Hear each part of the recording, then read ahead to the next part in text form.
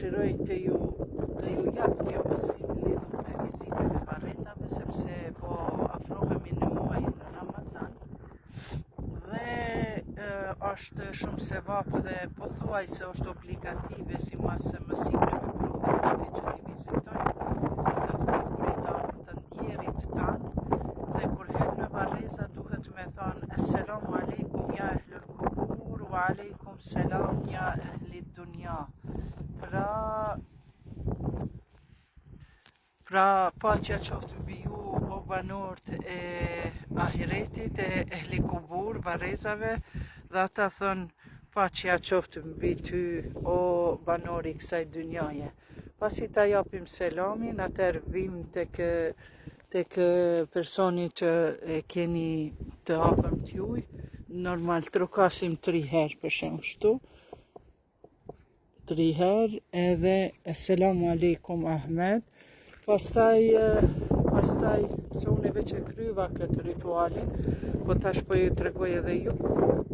Dhe pastaj pasi që të vim të varrezat, duhet me këndu salavat sa ma shumë. Allahumme salli ala Muhammed wa ali Muhammed. Allahumme salli ala Muhammed wa ali Muhammed. Allahumme salli ala Muhammed wa ali Muhammed. Allahumme salli ala Muhammed wa ali Muhammed. Ja Allah, selami qoftë për mbi Muhammedin dhe familjen e Muhammedit. Ja Allah, për hir të shefaatit të profetit Muhammed, bone që këtyre të vdekurve Allahu t'ja lehtësoj vujtjet, t'ja largoj mallin për të dashurit e tyre dhe t'ja vaj varrin e tyre, jetën e tyre në dynja, nure, dritë e sa ma pak vujtje dhe sa ma shumë paqe, prehje në ahiret. Pastaj duhet ta lexojmë 3 herë, pasi të flasim, një herë duhet me lexu pra surën Kadr 3 herë, e pastaj fillojmë bisedat me të vdekurit, pra tanë i tregojmë vetëm gjanat e mira çka kanë ndodhur mrenda atij muajit. Profeti Muhammed thot, paqja e Zotit qoftë mbi to dhe familjen e tij, vizitoni spaku një herë në muaj varrezat, edhe nëse nuk keni dikant t'jujin që ka ndru jetë, për arsye se do të keni shpërblimet e mëdha, sa ka këto varreza, aq do të keni sevape, ata që i vizitojnë, si dhe atyre që i vizitoni. Ata që i vizitoni, atyre Zoti do t'i gëzoj, do t'i japë paqe, prehje dhe do t'ja largoj mallin për personat që i kanë. Gjithashtu mund t'a lutni personit të flisni pastaj me personat që i keni të vdekur dhe ti tregoni gjanat e mirat kësaj bote që kanë ndodhur brenda një muaji pra. Po e vazhdojmë me suretul Kadr, kjo lexohet 3 herë e pastaj filloni bisedat me të vdekurit tuaj, sepse shpirti i tyre është mbi varrin e tyre, siç po e shihni unë e kam përgatit këtë vend. Pra këtu e kam varrin e djalit, këtu do ta kem une, këtë varrin këtu. Pra këtu e kam varrin e djalit, këtë pjesë jam une.